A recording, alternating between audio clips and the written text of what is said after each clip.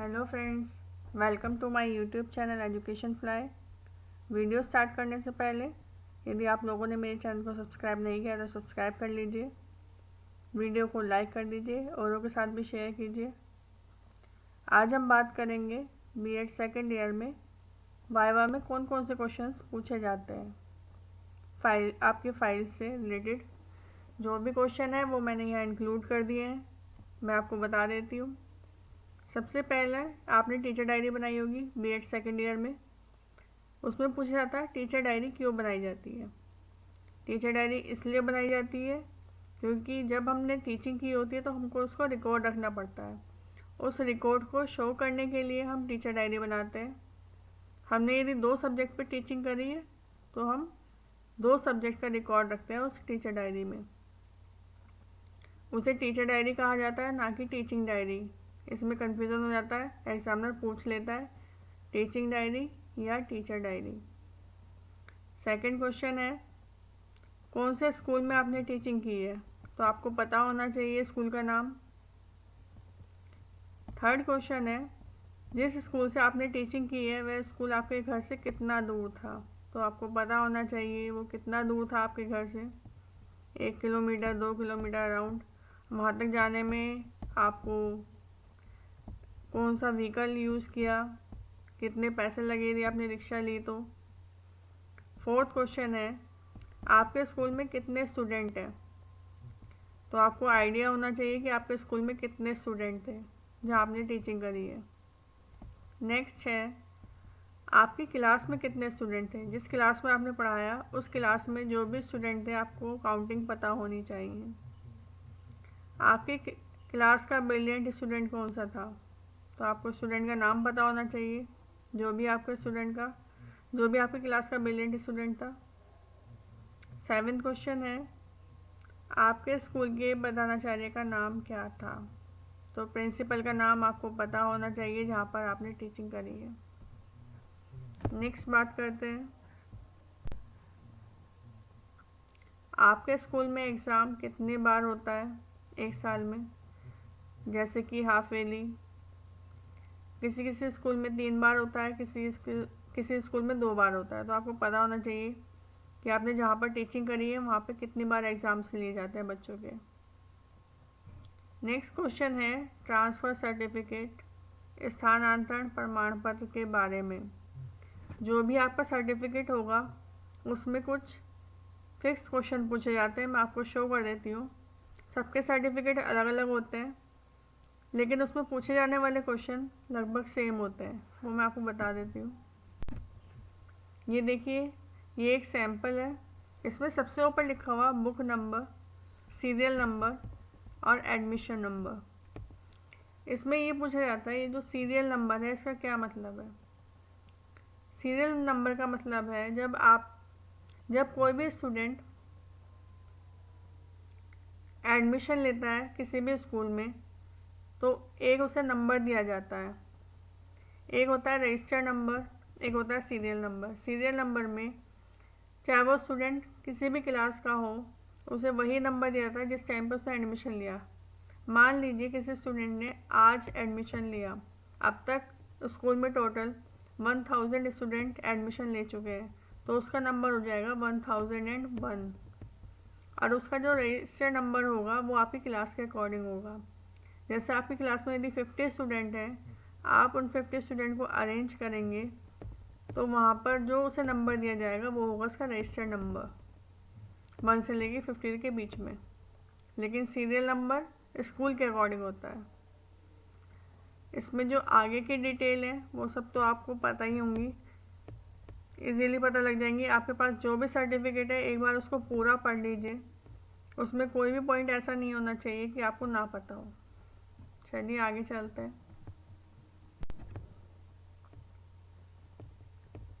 Next question है teacher diary जो आपने बना रखी है उसमें कौन कौन से सब्जेक्ट पढ़ाए थे। तो जो सब्जेक्ट आपने पढ़ाए थे आपको उन दोनों सब्जेक्ट्स का नाम पता होना चाहिए। नेक्स्ट है आपने कौन सी क्लास को पढ़ाया था। यदि आपने 2 सब्जेक्ट पढ़ाए हैं तो हो सकता है आपकी क्लासेस भी अलग अलग हो। माना आपने एक सब्जेक्ट में 6 क्लास को पढ़ाया हो, और दूसरे सब्जेक्ट में 8th क्लास को, तो आपको पता होना चाहिए। नेक्स्ट है एक्शन रिसर्च से आप क्या समझते हैं। आपके कोर्स में एक फ़ाइल है एक्शन रिसर्च क्रियात्मक अनुसंधान। ये फ़ाइल क्यों बनाई जाती है आपको पता होना चाहिए। मैं आपको बता देती हूँ। एक्शन रिसर्च की फ़ाइल हमने जिस भी स्कूल में पढ़ाया है वहाँ पर रिसर्च के बेस पे यदि हमें कोई एक्शन लेना है तो इसलिए बनाई जाती है। मान लीजिए आपने कि जिस भी स्कूल में पढ़ाया वहाँ पे आपको लगा कि वहाँ की लाइब्रेरी इम्प्रूव होनी चाहिए, वहाँ पे लाइब्रेरी में और नई बुक डाली जानी चाहिए ताकि बच्चे वहाँ पे अट्रैक्ट हों, लाइब्रेरी में आएँ, नई नई बुक्स पढ़ें और उनको नई नॉलेज मिले। या आपने कुछ भी अलग देखा, आपने सोचा कि वहाँ पे प्लेग्राउंड होना चाहिए, तो रिसर्च के बेस पे आपको जो भी लगा कि वहाँ पे जो भी एक्शन होने चाहिए, प्लेग्राउंड होना चाहिए, लैब होनी चाहिए, लाइब्रेरी होनी चाहिए, कंप्यूटर लैब होनी चाहिए, तो ये सब आपको बताना होता है कि हमने एक्शन रिसर्च में ये चीज़ें नोटिस की।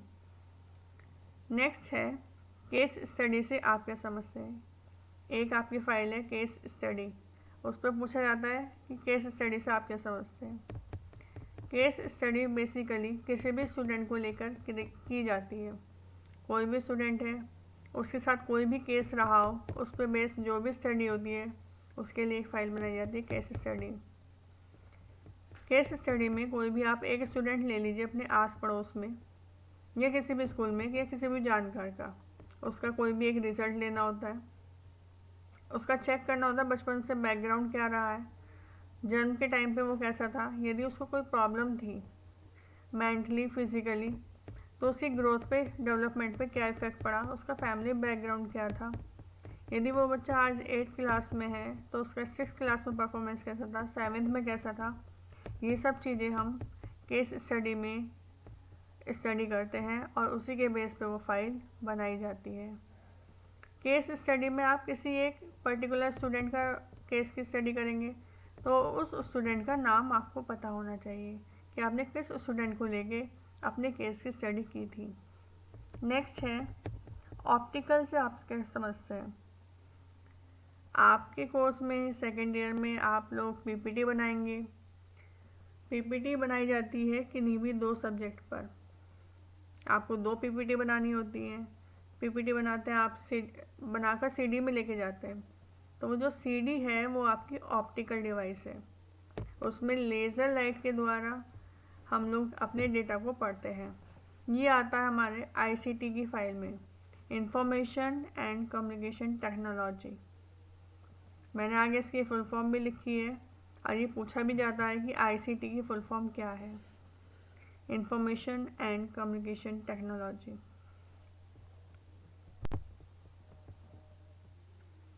ये देखिए यहाँ पे मैंने लिखा हुआ है आईसीटी की फुल फॉर्म। नेक्स्ट है कुछ ऑडियो वीडियो डिवाइस के नाम बताइए। तो आप एक ऑडियो डिवाइस का नाम बता दीजिए जैसे कि रेडियो। वीडियो डिवाइस जिसे देख सकते हैं जैसे कि मॉनिटर, जिसके द्वारा हम कोई भी चीज़ देखते हैं तो वो वीडियो डिवाइस में आता है। ऑडियो वीडियो डिवाइस जिसे देख भी सकते हैं सुन भी सकते हैं, सीडी डीवीडी टीवी। नेक्स्ट कुछ इनपुट और आउटपुट डिवाइस के नाम बताइए। इनपुट डिवाइस जैसे कि कीबोर्ड माउस, आउटपुट डिवाइस जैसे कि monitor printer. Printer input device और आउटपुट डिवाइस दोनों की तरह भी काम कर सकता है। नेक्स्ट है स्काउट गाइड से रिलेटेड। स्काउट गाइड में आप क्या थे। स्काउट गाइड में स्काउट बॉयज़ होते हैं और गाइड हमेशा गर्ल्स होती हैं, तो ये बेसिक आपको पता होना चाहिए। स्काउट गाइड के फाउंडर कौन थे, खोजकर्ता कौन थे, लॉर्ड बैडन पावेल। ये भी आपको पता होना चाहिए।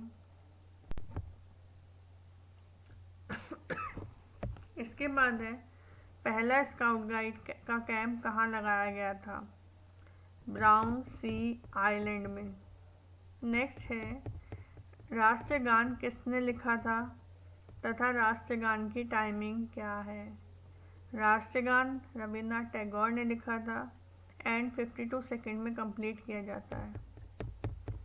नेक्स्ट है स्काउट गाइड गान में कितना समय लगता है? 45 सेकेंड। कभी कभी ये भी पूछ लेते हैं स्काउट गाइड गान जो है वो गाकर सुनाइए, तो थोड़ा सा आप एक दो लाइन पढ़ लीजिए। नेक्स्ट है स्काउट गाइड ध्वज का रेशो क्या है? उसकी लंबाई 180 सेंटीमीटर होनी चाहिए, चौड़ाई 120 सेंटीमीटर और दंड माप 2 मीटर का होना चाहिए जहाँ पर उसको टांगा जाता है। तो इसमें रेशो हो गया लंबाई चौड़ाई में 3:2 का रेशो होना चाहिए। नेक्स्ट, स्काउट गाइड में कौन कौन सी गांठें होती हैं? गांठें पूछ ली जाती हैं, तो एक दो गांठ का नाम याद कर लीजिए। रीफ गांठ, डॉक्टरी गांठ भी बोलते हैं उसको, शीप बैंड और जुलाहा गांठ। नेक्स्ट है फिशरमैन्स नोट, खूंटा गांठ। नेक्स्ट है स्काउट गाइड के नियम बताइए। नियम पूछ लेते हैं, कोई भी 2 नियम, कोई भी 3 नियम बताओ। तो उसमें एक नियम है वफादारी, दूसरा है विनम्र होना, तीसरा है दूसरों की सहायता करना। नेक्स्ट है स्काउट गाइड का चिन्ह कैसा होता है? त्रिदल कमल, आप लोगों ने देखा भी होगा, स्कार्फ में जो लगाया जाता है वो प्लास्टिक वाला। नेक्स्ट है कब बुलबुल का सिद्धांत बताइए। उसका सिद्धांत है कोशिश करो। इसमें 6 से लेकर 12 साल तक के बच्चे आते हैं कब बुलबुल में। स्काउट गाइड का सिद्धांत है तैयार रहो। इसमें 12 से लेके 24 साल तक के स्टूडेंट बच्चे आते हैं। अगला है रोवर रेंजर का सिद्धांत, सेवा करो 35+। इसकी जो टोली होती है 4 से 5 लोगों की होती है। अगला है मार्ग की खोज के चिन्ह कौन कौन से होते हैं? ये नॉर्मली नहीं पूछा जाता, इसलिए मैंने बहुत ज़्यादा यहाँ पर एक्सप्लेन नहीं किया है, लेकिन फिर भी आप एक झलक देख लीजिए। इसमें से कुछ पत्थर पे चिन्ह लगाए जाते हैं, जैसे कि इसमें एक गोला बना हुआ है तो उससे पता लग रहा है कि रास्ता साफ है। 3 बने हुए हैं तो छोटे पत्थर की ओर मुड़ो। 3 अलग अलग लगाए हुए हैं तो रास्ता बंद है। इसी तरह से पेड़ के भी कुछ चिन्ह होते हैं, घास के भी कुछ चिन्ह होते हैं, ये नॉर्मली नहीं पूछे जाते हैं। अगला है ये पूछ लिया जाता है यदि आपने स्काउट गाइड किया हुआ है तो आपकी टीम का नाम क्या था? कुछ भी हो सकता है, स्वामी विवेकानंद, महात्मा गांधी, पीकॉक, टाइगर, जो भी नाम आप देना चाहें अपने ग्रुप को। नेक्स्ट है प्रदूषण से आप क्या समझते हैं तथा उसके प्रकार बताइए। पॉल्यूशन एंड इस टाइप आप बता ही देंगे।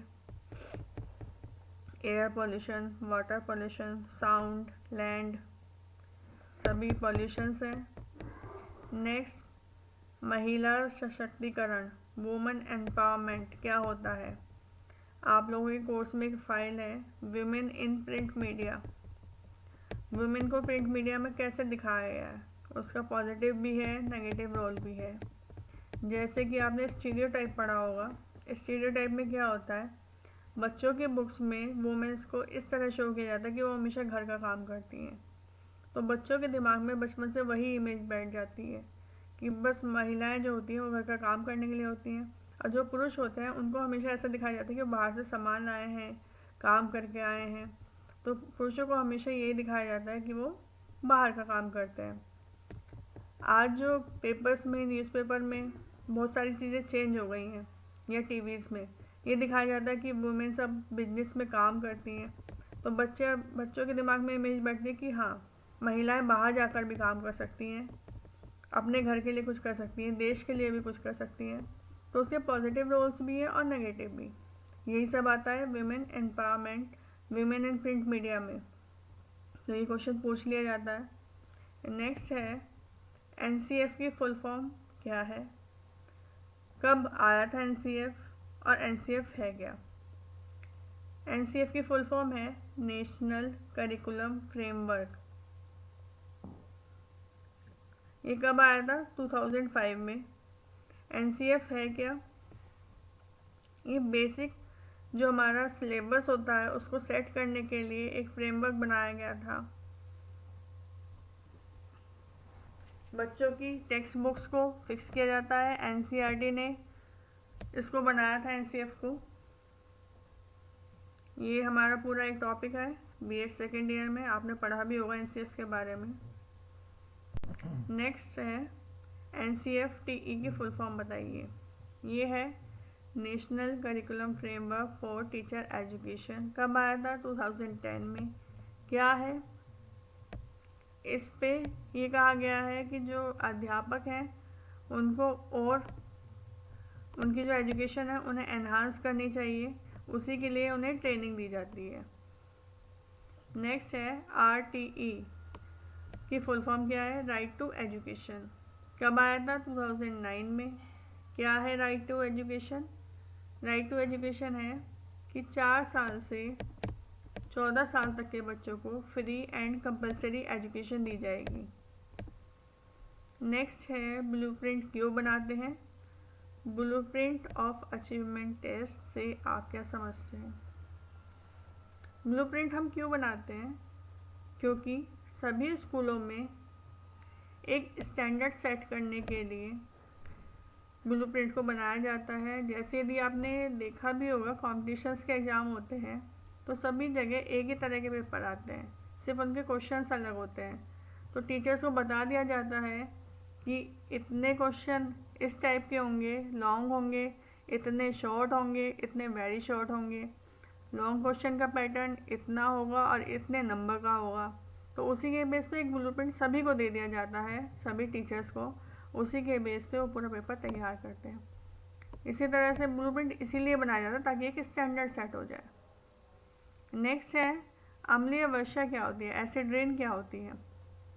एसिड रेन आप लोगों ने पढ़ी होगी एनवायरनमेंट के पेपर में। एसिड रेन में क्या होता है? कुछ गैस हमारी रेन में मिक्स हो जाती है जो कि नॉर्मली सभी को बहुत नुकसान करती है। इसमें जो मेन गैस है वो है SO2, सल्फर डाइऑक्साइड,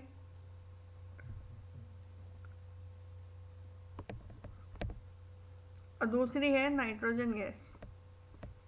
ये दो गैस रेन में मिक्स हो जाती है मेनली, जो पृथ्वी को, मनुष्यों को, पेड़ पौधों को, सभी को नुकसान पहुंचाती है।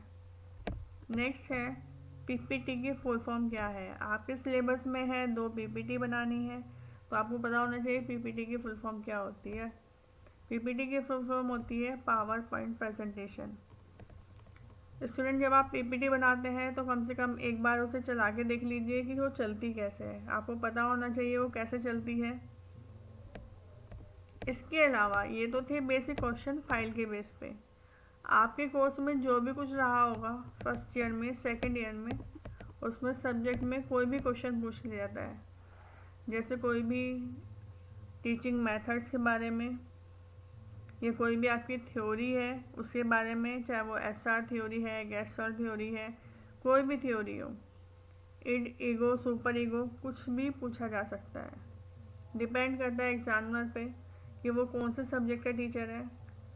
नॉर्मली जो टीचर्स आते हैं, एग्जामिनर्स आते हैं, वो अपने सब्जेक्ट पे फोकस करते हैं। जो लोग फाइल में से पूछते हैं, फाइल में से जो मेन क्वेश्चन पूछे जाते हैं वो मैंने सारे यहाँ इंक्लूड कर दिए हैं। फ्रेंड्स, आप लोगों को मेरी वीडियो पसंद आई हो तो वीडियो को लाइक ज़रूर कर दीजिए, चैनल को सब्सक्राइब कर लीजिए और उनके साथ भी शेयर कर लीजिए। Thank you friends.